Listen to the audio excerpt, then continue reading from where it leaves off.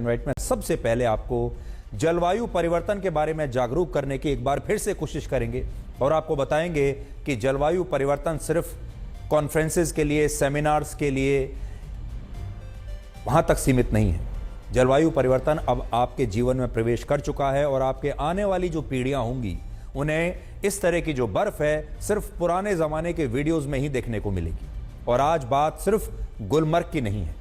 ये तस्वीरें कश्मीर के बांदीपुरा जिले की हैं, जहां पहले जनवरी के महीने में बारिश और बर्फबारी जबरदस्त हुआ करती थी, लेकिन इस बार बांदीपुरा के जंगलों में आग लगी हुई है और इस आग की वजह से सैकड़ों एकड़ में फैले जंगल पिछले कई घंटों से धधक रहे हैं। और इसी तरह से जम्मू कश्मीर का बनिहाल भी बर्फबारी के मौसम में एकदम सूना पड़ा है, सूखा पड़ा हुआ है। और हिमाचल प्रदेश की राजधानी शिमला और उत्तराखंड के मसूरी में भी इस समय दिल्ली से कम ठंड है। और इससे आप ये समझ सकते हैं कि जलवायु परिवर्तन ने मौसम को कितना बेईमान बना दिया है।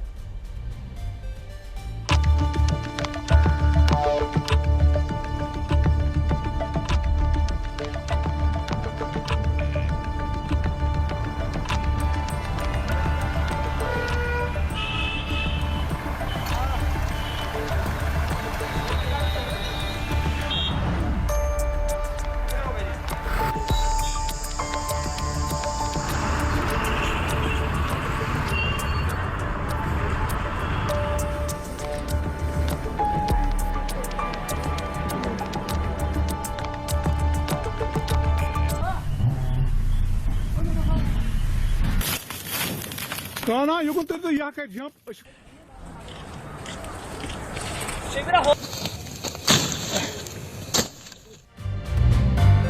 जलवायु परिवर्तन की वजह से वर्ष 2023 में यानी पिछले साल मानव इतिहास का सबसे गर्म साल साबित हुआ था। और वर्ष 2024 में भी भीषण गर्मी का यह रिकॉर्ड शायद फिर से बन सकता है। आपने शायद ध्यान नहीं दिया होगा, लेकिन फिर से आपको बता दें, जो पिछला साल था 2023 का, वो मानव इतिहास का सबसे गर्म वर्ष था।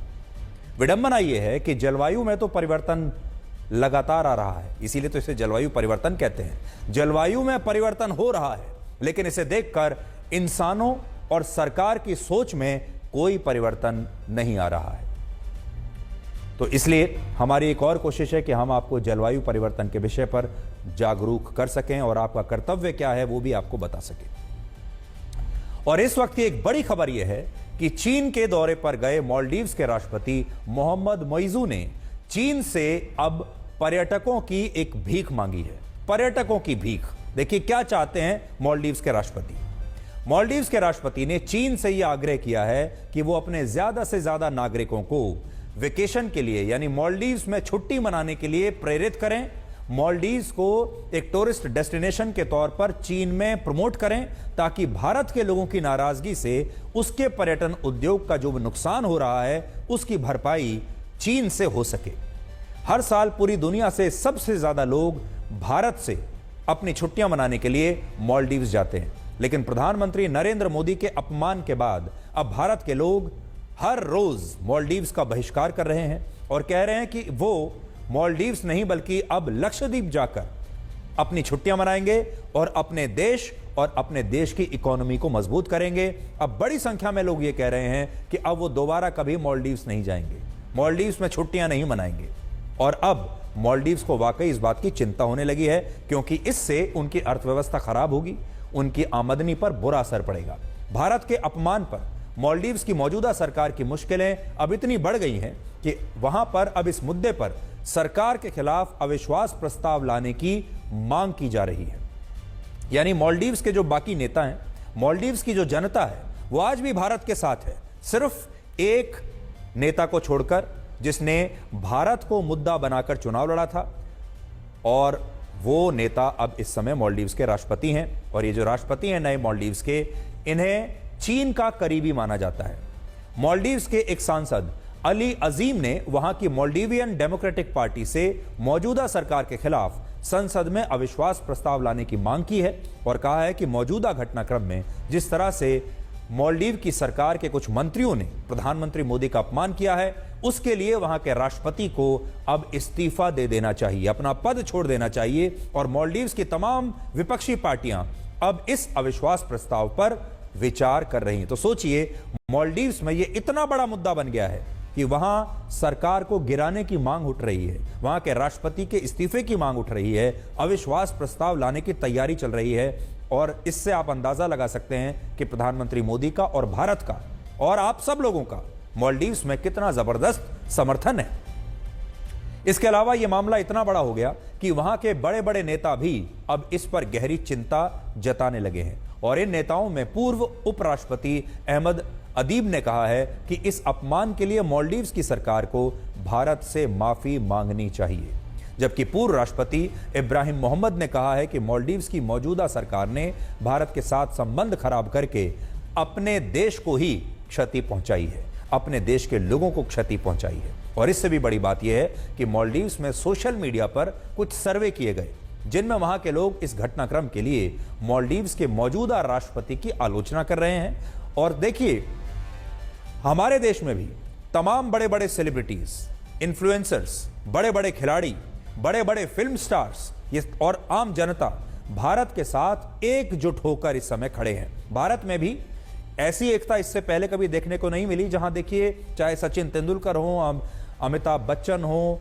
सलमान खान हो, बाकी के और बड़े बड़े जो लोग हैं वो सारे के सारे मिलकर इस समय भारत की इज्जत बचाने के लिए लगे हुए हैं। लेकिन दुख की बात यह है कि जब हर कोई, चाहे भारत में हो या मालदीव्स में हो, भारत का साथ दे रहा है, ऐसे में भी भारत के विपक्षी नेता प्रधानमंत्री मोदी का विरोध करने के चक्कर में भारत का ही विरोध कर रहे हैं और इस मुद्दे पर वो भारत के साथ नहीं है। ये बात समझ में आती है कि आपको नरेंद्र मोदी अच्छे नहीं लगते और राजनीति यही कहती है कि अपने प्रतिद्वंदी की तारीफ नहीं करनी चाहिए, लेकिन जहां बात देश की इज्जत की आ जाए वहां पर तो कम से कम सारी पार्टियों को एकजुट हो जाना चाहिए। और हमारे देश के जो विपक्षी नेता हैं वो इस समय मालदीव्स की आलोचना करने की बजाय अपने ही प्रधानमंत्री नरेंद्र मोदी की आलोचना कर रहे हैं। और आज कांग्रेस पार्टी के अध्यक्ष मल्लिकार्जुन खड़गे ने इस पूरे विवाद के लिए मोदी सरकार को ही जिम्मेदार ठहराया है। ಈ ಮೋದಿಯವರು ಬಂದ ಮೇಲೆ ಎಲ್ಲನೂ ಕೂಡ ಪರ್ಸನಲ್ ಆಗಿ ಅವರು ತೆಗೆದುಕೊಳ್ತಾ ಇದ್ದಾರೆ. ಇದು ಏನಾಗ್ತವೆ ಅಂದರೆ ಕೆಲವು ವಿಷಯಗಳು ನಾವು ಅಂತಾರಾಷ್ಟ್ರೀಯ ಮಟ್ಟದಲ್ಲಿ ಫಸ್ಟು ನಮ್ಮ ನೇಬರ್ಗಳಿಗೆ ನಾವು ಚೆನ್ನಾಗಿ ಇಟ್ಕೊಳ್ಳೋದು. ನಿಮ್ಮ ಮನೆ ಪಕ್ಕದಲ್ಲಿ ಯಾರು ಇರ್ತಾರೋ ಇಲ್ಲ ಅವ ಮನೆ ಬಿಡಬೇಕು, ಅದು ಈಜಿ ಇದೆ. ಆದರೆ ದೇಶಗಳು ಭೌಗೋಳಿಕವಾಗಿ ನಾವು ಒಂದು ಇಂಚಿಂಚು ಜಾಗಕ್ಕೆ ಹೋರಾಟ ಮಾಡ್ತೇವೆ. आज जो ये कंट्रोवर्सी हो रही है, मुझे ये समझ नहीं आती ये क्यों हो रही है, क्या वजह है? क्या इस वजह से है क्योंकि भारत में जो नफरतें पैदा हो रही हैं हिंदू और मुसलमानों में, क्या ये वजह हो सकती है? मैं नहीं जानता, मैं मालदीव गया नहीं हूँ। ये समझता हूँ कि ये फॉरेन मिनिस्ट्री जो हमारी है वही इसका बता सकती है देश को कि वजह क्या है जिसकी वजह से ये हो रहा है। अब देखिए, आज जब हमारे देश के विपक्ष के नेता इस अपमान के लिए प्रधानमंत्री मोदी को ही जिम्मेदार मान रहे हैं, ऐसे में एक तुलना देखिए। असल में पूरा पॉइंट यह है कि अगर भारत का अपमान होता है, हमारे देश का अपमान होता है, हमारे देश के लोगों का अपमान होता है, या हमारे देश के लोगों द्वारा चुने गए हमारे प्रधानमंत्री का अपमान होता है, तो ये सबका अपमान है। और ऐसे में चाहे नेता किसी भी पार्टी के हों, उन्हें एकजुट होना चाहिए। अब कांग्रेस के नेता कह रहे हैं कि जो कुछ हुआ है इसके लिए तो मोदी ही जिम्मेदार हैं और वो मोदी के अपमान का राजनीतिक आनंद उठा रहे हैं, मन ही मन बहुत खुश हैं। लेकिन अब एक दूसरी तुलना देखिए। हम आपको वर्ष 2013 के एक घटनाक्रम के बारे में आज बताना चाहते हैं। 2013 मतलब जब यूपीए की सरकार थी और बीजेपी विपक्ष में थी। उस समय पाकिस्तान के तत्कालीन प्रधानमंत्री नवाज शरीफ ने भारत के प्रधानमंत्री डॉक्टर मनमोहन सिंह के लिए देहाती औरत शब्द का इस्तेमाल करके उनका अपमान किया था। और उस समय विपक्ष के नेता नरेंद्र मोदी ने नवाज शरीफ का पुरजोर विरोध किया था। लेकिन इस बार कांग्रेस के नेता इस पूरी स्थिति के लिए मोदी के साथ बिल्कुल खड़े हुए नहीं हैं। मोदी ने तब क्या कहा था 2013 में जब वो विपक्ष में थे और जब नवाज शरीफ ने हमारे प्रधानमंत्री का, चुने हुए प्रधानमंत्री का अपमान किया था, तो देखिए। नवाज शरीफ ने यह कहा, हिंदुस्तान के प्रधानमंत्री देहाती औरत जैसे हैं।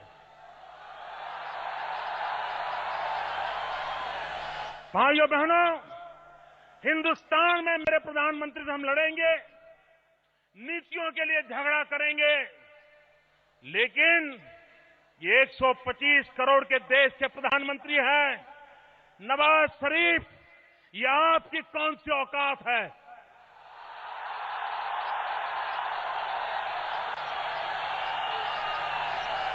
आप मेरे देश के प्रधानमंत्री को देहाती औरत कह के संबोधन करते हो और ये कहते हो कि हिंदुस्तान के प्रधानमंत्री तो देहाती औरत जैसे हैं। वो ओबामा के पास जाकर के मेरे खिलाफ शिकायत करते हैं। हिंदुस्तान के प्रधानमंत्री का इससे बड़ा कोई अपमान नहीं हो सकता।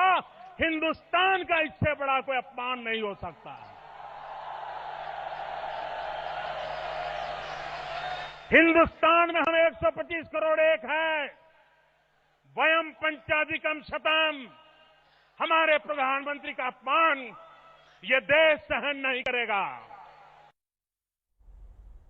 अब देखिए, इस पूरे घटनाक्रम में जिस बात पर किसी का ध्यान अभी तक नहीं गया है वो है ब्रांड मोदी की ऐसी ताकत जिसके सामने सब फीके दिखाई देते हैं।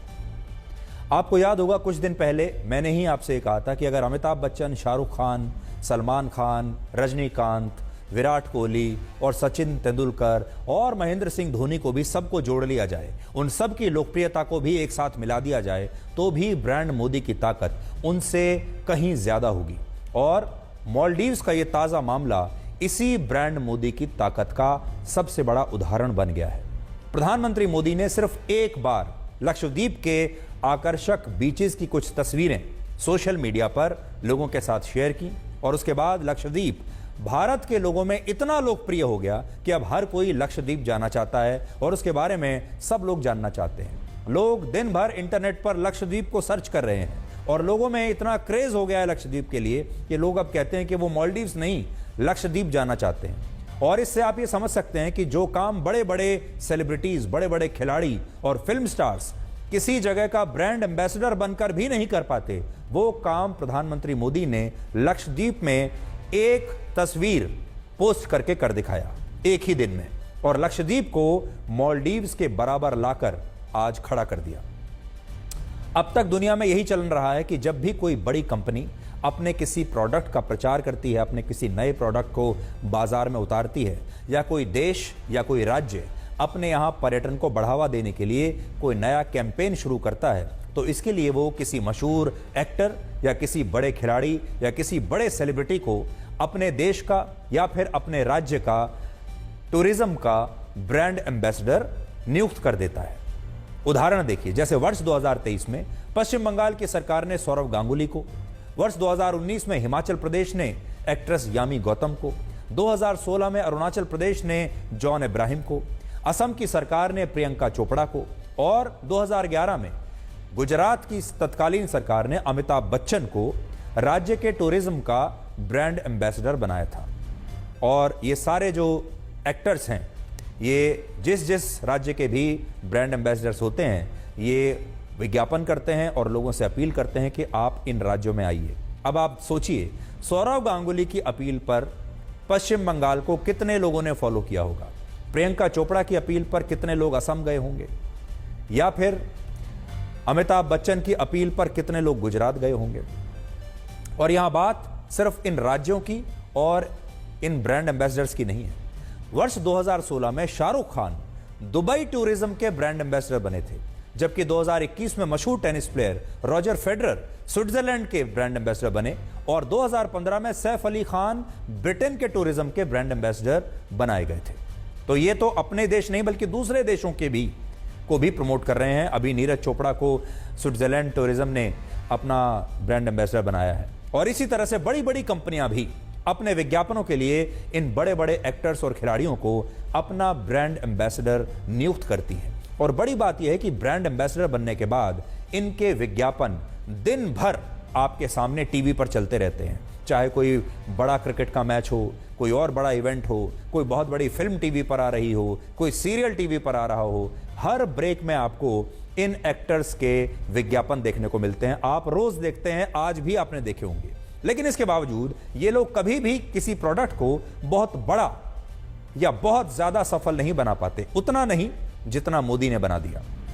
बनाते होंगे, हम आज इनकी ब्रांड जो पावर है उसे हम चैलेंज नहीं कर रहे हैं, सिर्फ ये बता रहे हैं कि मोदी के सामने इनकी ब्रांड की तुलना कहां ठहरती है।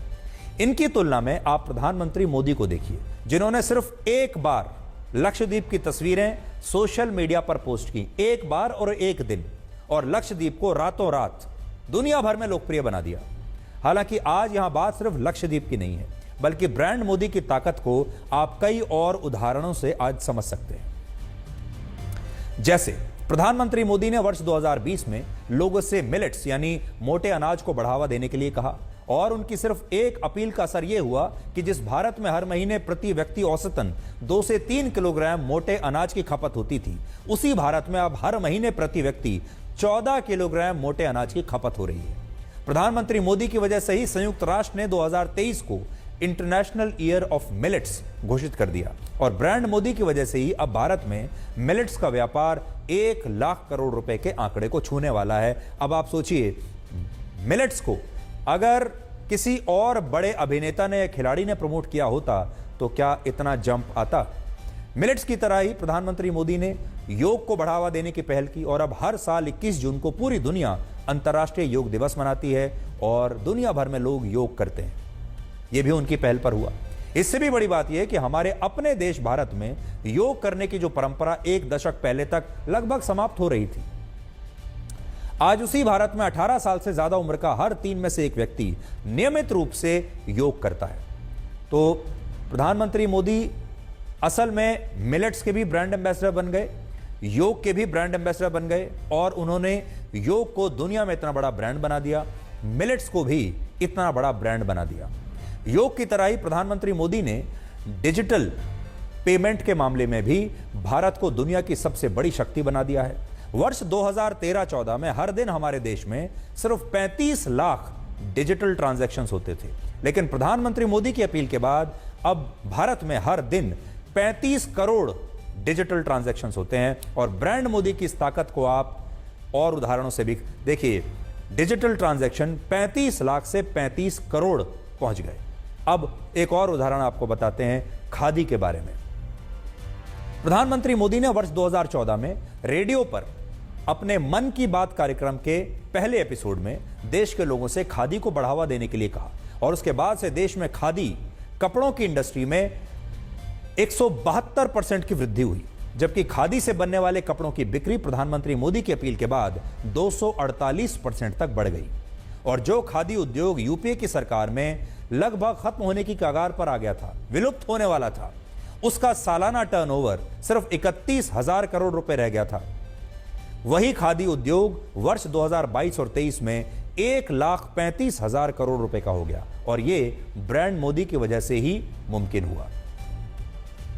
आपको वर्ष 2020 की वो तस्वीरें भी याद होगी जब प्रधानमंत्री मोदी ने कोविड के दौरान लोगों से थाली और ताली बजाने का आग्रह किया था, और उसके बाद देश के तमाम फ्रंट लाइन वर्कर्स के लिए दिए जलाने की लोगों से अपील की थी। और इस अपील का असर यह हुआ कि देश के सभी वर्गों के तमाम लोग आपको थाली और ताली बजाते हुए नजर आए, चाहे शहर कोई भी हो, गांव कोई भी हो। कितना असर हुआ सोचिए। क्या पूरी दुनिया में कोई भी और ऐसा नेता या सेलिब्रिटी या खिलाड़ी ऐसा होगा जिसके एक बार कहने पर, जिसकी एक अपील पर 100 करोड़ से ज्यादा लोग उसकी अपील का पालन करने में शामिल हो जाएं?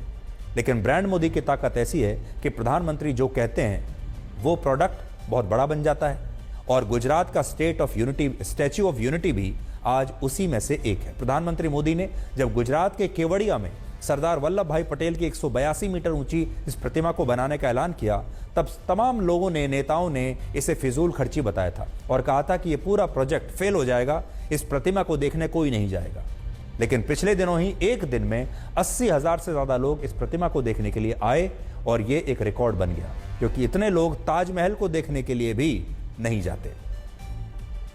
तो यहां आप इस बात का अंदाजा लगाइए कि प्रधानमंत्री मोदी अगर कभी बाकी के फिल्म स्टार्स की तरह, बाकी के सेलिब्रिटीज की तरह अगर विज्ञापन करने लगे तो वो कितना पैसा लेंगे और उनका जो इन्फ्लुएंस है वो कितना जबरदस्त होगा। और वो शायद वो दुनिया के अकेले ऐसे नेता हैं जो अगर कहते हैं लोगों से कि आप आज शाम को थाली बजाइए, ताली बजाइए, तो करोड़ों लोग थाली बजाने लगते हैं। वो कहते हैं मिलेट्स खाइए, तो करोड़ों लोग मिलेट्स खाने लगते हैं। वो कहते हैं खादी पहनिए, तो करोड़ों लोग खादी पहनने लगते हैं। वो कहते हैं योग कीजिए, तो दुनिया में करोड़ों लोग योग करना शुरू कर देते हैं। वो जिस भी प्रोजेक्ट को अपने हाथ में लेते हैं। अब उन्होंने कहा कि लक्षद्वीप जाइए, तो अब सारी दुनिया लक्षद्वीप जाने के लिए तैयार है। इससे आपको पता चलेगा कि ब्रांड मोदी अपने आप में एक सोलो ब्रांड के तौर पर, यानी अपने अकेले दम पर वो किसी भी चीज को प्रमोट कर सकते हैं, किसी भी योजना को प्रमोट कर सकते हैं। और उनके तुलना में अगर आप देखेंगे, जो बड़े बड़े प्रोडक्ट्स के विज्ञापन आप दिन रात देखते हैं, वो उनके सामने शायद इस समय कहीं नहीं ठहरते। अब हम आपको मध्य प्रदेश के पूर्व मुख्यमंत्री शिवराज सिंह चौहान का एक नया बयान सुनाना चाहते हैं।